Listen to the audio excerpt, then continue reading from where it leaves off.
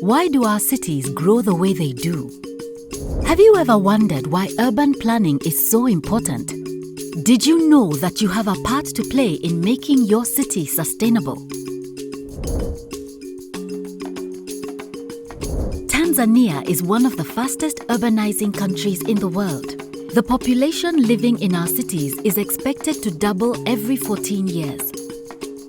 Under this pressure, our city officials struggle to effectively provide urban services like water and sanitation, energy, or waste management. Urban areas are growing uncontrollably. The cost of developing infrastructure rises, and providing basic services becomes challenging, let alone building facilities like transport, healthcare, and education. Safe and well-located residential plots are in high demand and aren't always easy to find. Residents begin to build in areas allocated for other types of development, such as future infrastructure and services, like roads or hospitals, or in places that are not yet connected to water, sanitation services, and electricity. Sometimes we even build on areas like public open spaces and wetlands, putting pressure on the natural environment and increasing the risk of flooding and drought, which could endanger our families. These areas become more and more informal, with a lack of basic infrastructure and services leading to poor housing conditions that make us vulnerable to environmental and health issues. This can make life in the city difficult. But if we all work together, there are ways to make it easier and safer. Using tools like urban planning and development control, governments can respond to growing populations, plan for the future, and better meet the increasing need for day-to-day services. Urban planning answers questions about how people will live, work, and enjoy free time in the city. It guides officials about how best to manage urban development, and they in turn can guide us on how best we can help to make our city better for us all. Urban planning is dynamic as cities change over time and must respond to current needs while constantly working toward planning our future city today. The main priority of urban planning is improving settlements and communities. For example, ensuring that space is left next to roads for walkways, electricity, and sanitation systems. Urban planners also demarcate specific residential areas for citizens in close proximity to important amenities like schools, hospitals, roads, and green open spaces. Urban planners work closely with or in government to create strategic and sustainable urban plans to meet all the needs of city residents. They also work together with professionals like engineers, architects, academics, and designers, and with community organizations and residents to build a thorough understanding of all elements of our city. In fact, right now there are several plans in place to improve our Tanzanian cities.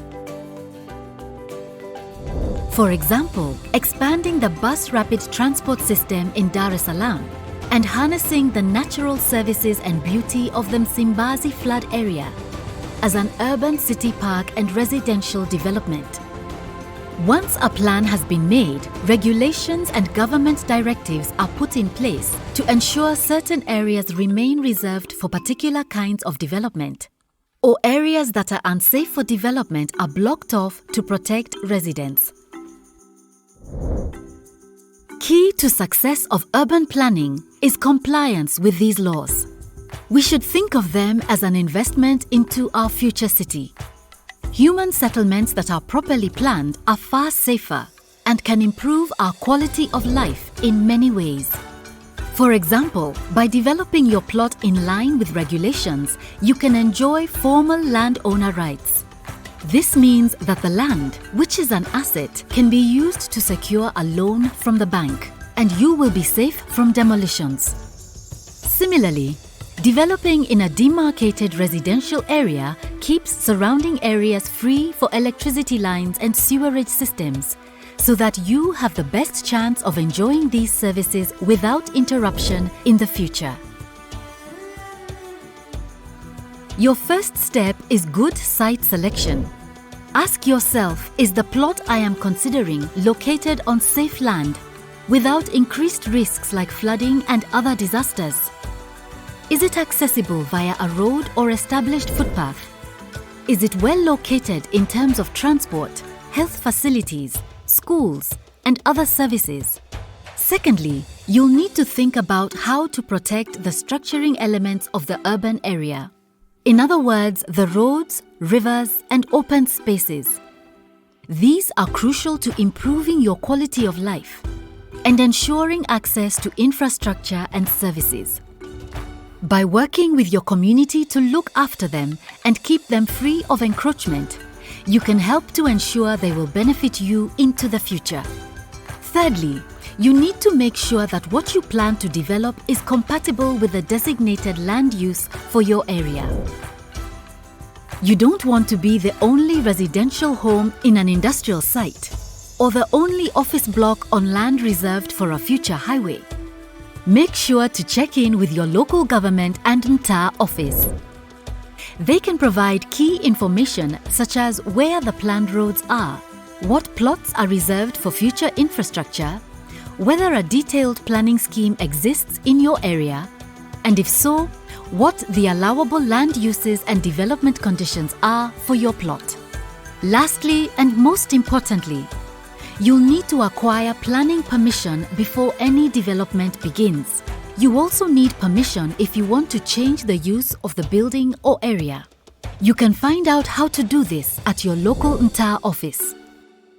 By taking these simple steps, we are making a commitment to a better future for our city, ensuring it becomes safer and more efficient and provides a higher quality of life for ourselves and our families. In the end, it is not a question of who is responsible, but how we can all take responsibility to truly realize the benefits of better planned cities. This city is ours. Let's make it work. Let's come together to help it grow, and let's make it home.